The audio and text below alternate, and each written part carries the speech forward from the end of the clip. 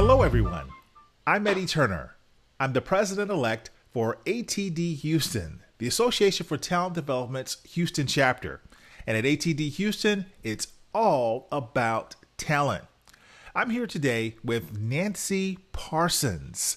She is the president and founder of CDR Assessments. And CDR Assessments is one of our gold sponsors for our chapter.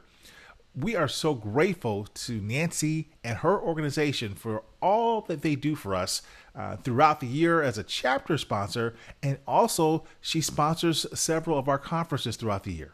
Nancy, thank you for being with me today, and thank you for all that you do for us. Well, thank you, Eddie. I'm delighted to be with you today. Nancy, can you tell our audience who you are and what you do? Yes. Of course, my name is Nancy Parsons, and as you said, I'm the founder and president of CDR Assessment Group, and we were formed in 1998. And essentially what we do is we provide breakthrough assessments for leadership and talent development for global clients. And we've worked in every sector. Our assessments are different in a sense that they go deeper, drill deeper than most on the market. Thank you. Now, why should individuals look at your organization? Well, they should look at our organization if they really want to help their leaders and professionals develop a keen sense of self-awareness so that they can develop in accurate ways, in most productive ways. Also, our assessments can be used for a multitude of talent and HR applications for coaching, team development, customized training, even for selection screening and succession planning.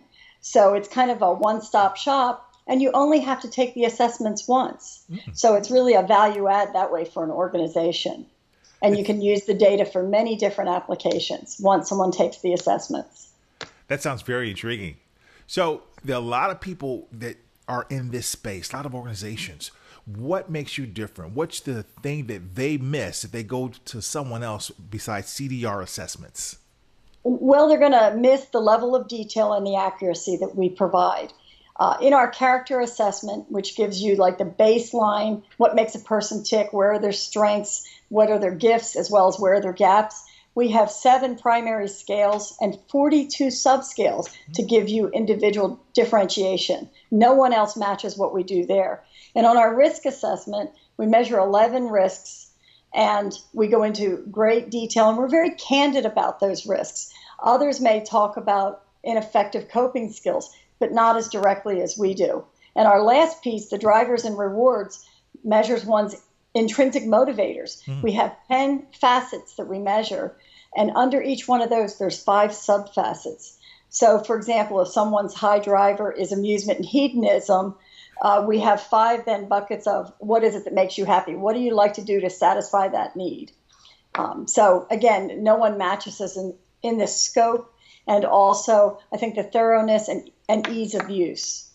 Well, I don't know anybody else that's doing that. So folks, go visit CDR Assessments online. Nancy, where can they find you? They can find us at www.cdrassessmentgroup.com. And our Twitter handle is at CDR_assessment. Check them out. We couldn't do anything without our sponsors. And so we are always excited when we have people and organizations such as Nancy Parsons and CDR Assessments backing us.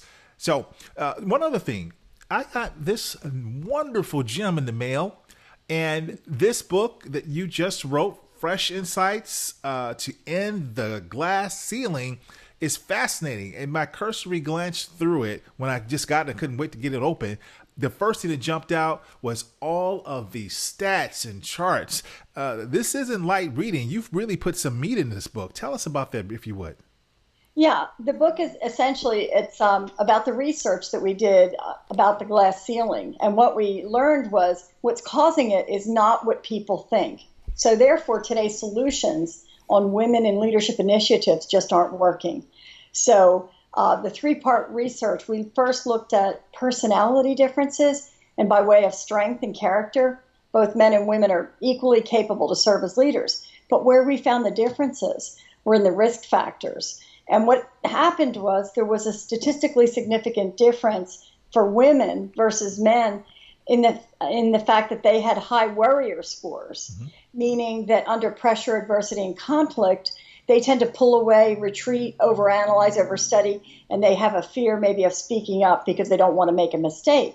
What this does is it pulls them out of the limelight and the visibility, right? Meanwhile, the men in this study tended to be egotists, upstagers, and rule breakers. And what that translates to is aggression, pushiness, stealing the center stage, and being overly pushy. But that also is viewed as being more courageous or leader-like, so they win the day with the promotions, albeit they may not be as well qualified as many of the women as leaders. Well, this is fascinating reading, and I can't wait to finish going through this. One thing that you talked about very early on in the book, I believe it was perhaps even in your introduction, is that this book was written for women and those that know women, which means all of us should read this book. So get a copy of this book, everyone. Nancy, thanks again for being with me this morning. Thank you for all that you do for our chapter, and I look forward to seeing you very soon.